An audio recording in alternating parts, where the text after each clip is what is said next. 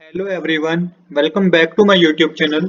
आज हम करेंगे DK gold book class 11th की अकाउंटेंसी का चैप्टर 16 जिसका नाम है डेप्रिसिएशन के प्रैक्टिकल क्वेश्चन का सॉल्यूशन नंबर 26।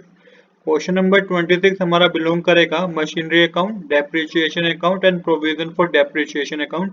ये तीन अकाउंट हम इस क्वेश्चन में बनाएंगे। इससे पहले क्वेश्चन नंबर 25 तक इस चैप्टर के मैं करा चुका हूँ। मैं आपको सजेस्ट करूंगा कि यदि अभी तक आपने मेरी पिछली वीडियो नहीं देखी है तो आप एक बार वो वीडियो देख लें। लिंक आपको इस वीडियो के डिस्क्रिप्शन में प्रोवाइड होगा, नहीं तो आप मेरे चैनल की प्लेलिस्ट में जाएंगे तो वहाँ पे भी आपको प्रॉपर ऑर्डर में वीडियो अवेलेबल होगी। तो क्वेश्चन नंबर 26 मैंने ऑलरेडी नोट कर रखा है। क्वेश्चन नंबर 26 हमें क्या कह रहा है? On 1st April 2012 Bangalore silk limited purchase a machinery for ₹20 lakh. It provide depreciation at the rate 10% per annum on the written down value method and close its book on 31 March every year. On 1st July 2014, a part of machinery purchased on 1st April 2012 for rupees 4 lakh was sold for rupees 3 lakh 20,000. On 1st November 2014, a new machinery was purchased for 4,80,000. You are required to prepare machinery account, depreciation account, provision for depreciation account for 3 years ending 31 March 2015.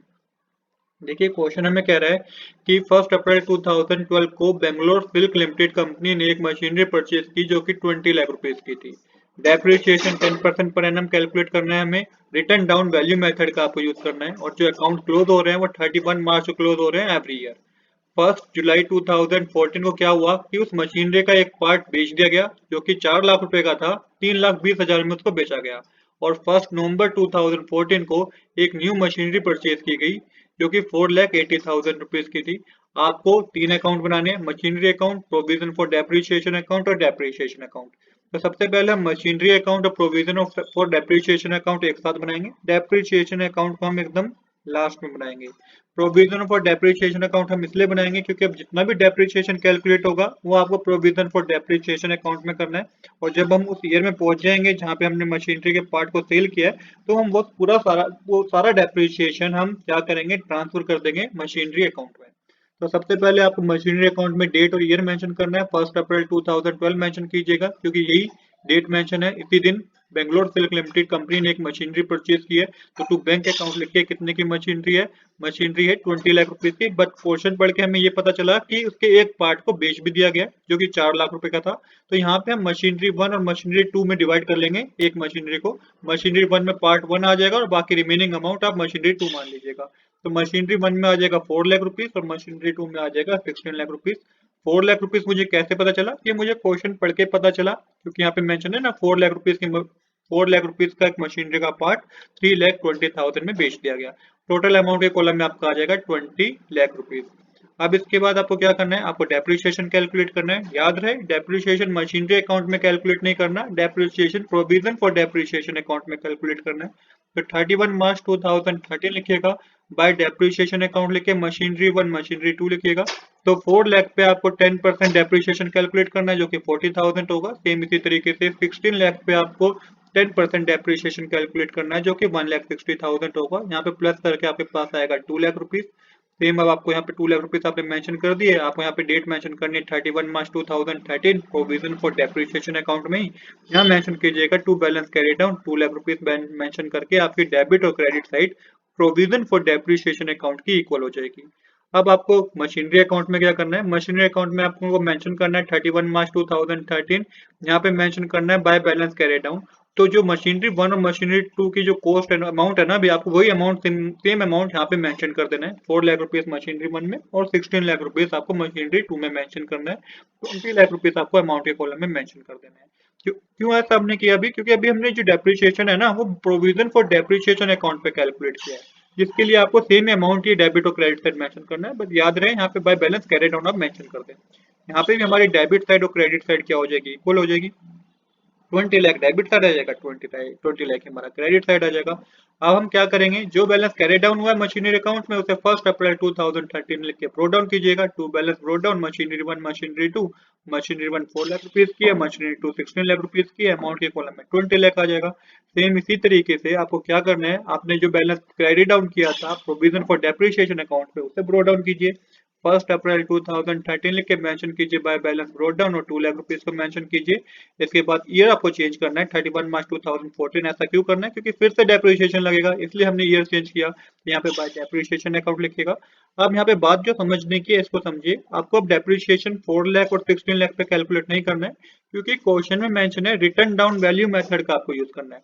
तो आपको 40,000 को minus करना है 4 लाख में से, तो ये आपका 3,60,000 आएगा। इस पे 10% आपको कैलकुलेट करना है, तो मशीनरी 1 के जो डेप्रिसिएशन होगा वो 36,000 होगा। सेम इसी तरीके से आपको 1,60,000 को माइनस करना है 16 लाख में से, जो कि आपका आएगा 14,40,000। इस पे आपको डेप्रिसिएशन कैलकुलेट करना है, तो ये 1,44,000 आएगा। दोनों को प्लस करके आपके पास आएगा 1,80,000। यहाँ पे आपको फिर वही चीज करनी है। यहाँ पे टोटल आपका 3,80,000 आएगा। फिर आपको डेबिट साइड 31 मार्च 2014 लिख के to balance carry down mention करना है, और यहाँ पे आपको 3,80,000 से डेबिट साइड और क्रेडिट साइड आपकी क्या कर देनी है, इक्वल कर देनी है। इसके बाद आपको 31 मार्च 2014 मशीनरी अकाउंट में लिखना है, by balance carry down mention करना है। मशीनरी 1 मशीनरी 2 में सेम अमाउंट मेंशन कर देना है 4 लाख और 16 लाख। अमाउंट के कॉलम में 20 लाख रुपीस मेंशन करना है।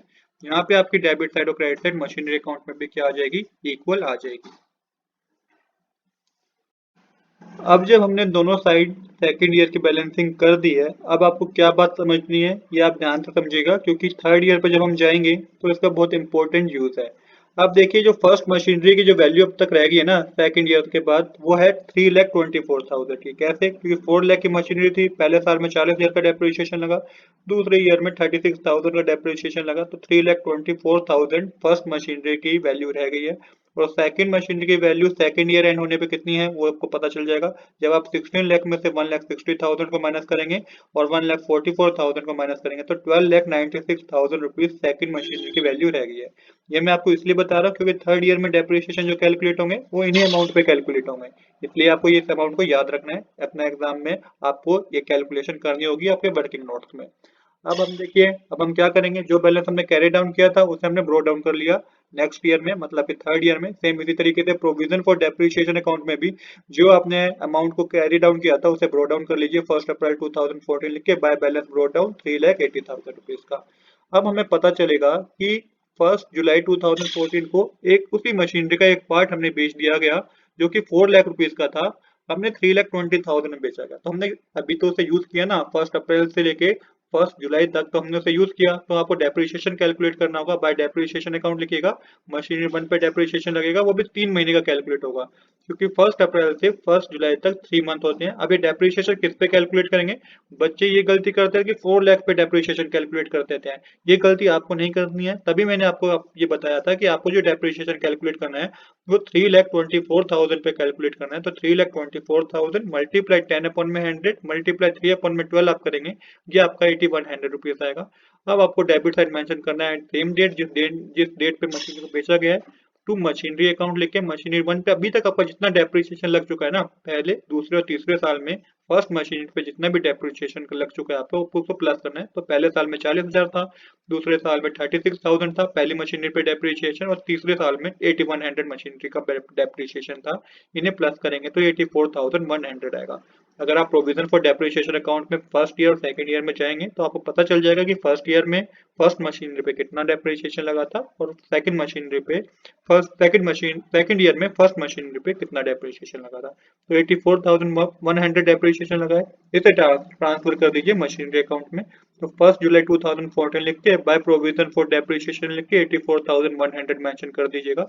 इसके बाद 1 जुलाई को मशीन को बेचा गया, तो बाय बैंक अकाउंट लिख के कितने में बेचा गया, 3,20,000 में बेचा गया।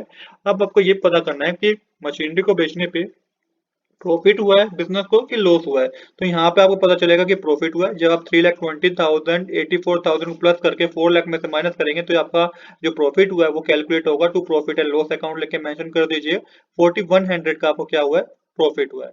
आई होप कि आपको समझ आया होगा कि किस तरीके से हमने प्रॉफिट कैलकुलेट किया।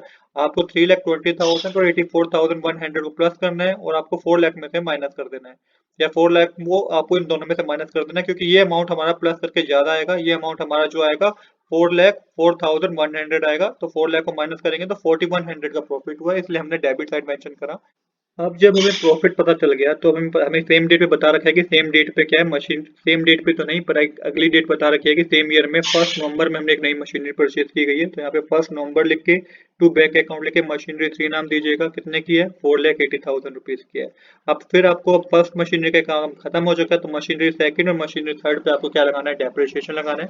तो बाय डेप्रिसिएशन अकाउंट लिख के मशीनरी 2 और मशीनरी 3 लिखिएगा।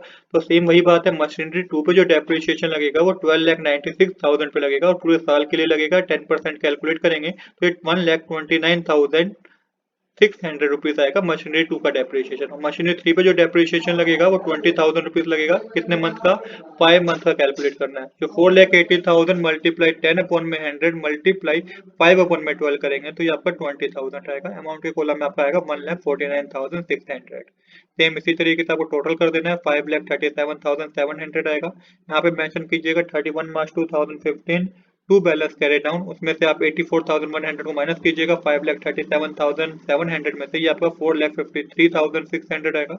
यहाँ पे हमारी डेबिट साइड और credit side provision for depreciation account में इक्वल हो जाएगी। सेम इसी तरीके से 31 मार्च 2015 क्रेडिट साइड लिख के मशीनरी अकाउंट में बाय बैलेंस कैरी डाउन करके मशीनरी 2 और मशीनरी 3 की जो वैल्यू है वो आप मेंशन कीजिए। वो जो कि मशीनरी 2 है 60 लाख रुपीज और मशीनरी 3 है 4,80,000 रुपीज प्लस करके 20,80,000 रुपीज आ जाएगा। यहाँ पे डेबिट साइड और क्रेडिट साइड हमारी क्या हो जाएगी, मशीनरी अकाउंट में भी इक्वल आ जाएगी। तो यही हमें इस क्वेश्चन में करना था। यहाँ पे हमने डेप्रिसिएशन अकाउंट बनाना है क्योंकि मशीनरी अकाउंट और प्रोविजन फॉर डेप्रिसिएशन अकाउंट तो बना चुके हैं। लास्ट हमारा डेप्रिसिएशन अकाउंट है। तो डेप्रिसिएशन अकाउंट बहुत सिंपल है, इस तरीके से इसका फॉर्मेट होगा। आपको सबसे पहले 31 मार्च 2013 लिखना है और यहाँ पे डेप्रिसिएशन अकाउंट बनाने के लिए आपको प्रोविजन फॉर डेप्रिसिएशन अकाउंट देखना होगा। तो वहाँ पे आप देखिएगा कि to provision for depreciation account में आपका कितना डेप्रिसिएशन कैलकुलेट हुआ था पहले दो मशीनरी का, तो आपको पता चलेगा कि 2 लाख रुपीज का टोटल डेप्रिसिएशन कैलकुलेट हुआ था। सेम इसी तरीके से 31 मार्च 2013 लिख के बाय प्रॉफिट एंड लॉस लिख के 2 लाख मेंशन कर दीजिए। सेम इसी तरीके से आपको नेक्स्ट ईयर में देखना है 31 मार्च 2014 में कितना डेप्रिसिएशन था, तो वो आपको पता चलेगा कि 1,80,000 का था। उसे में उसको आपको क्या करना है, क्रेडिट साइड मेंशन कर देना है by profit and loss account लिख के 1,80,000। और सिमिलरली आपको थर्ड ईयर में देखना है। ये आपको easily provision for depreciation account आप देखेंगे तो पता चल जाएगा कि किस तरीके कितना कितना डेप्रिसिएशन कौन कौन से साल में लगा हुआ है। तो आज के लिए इतना ही। I hope you like this video. If you like this video please do subscribe this channel. Thanks for watching.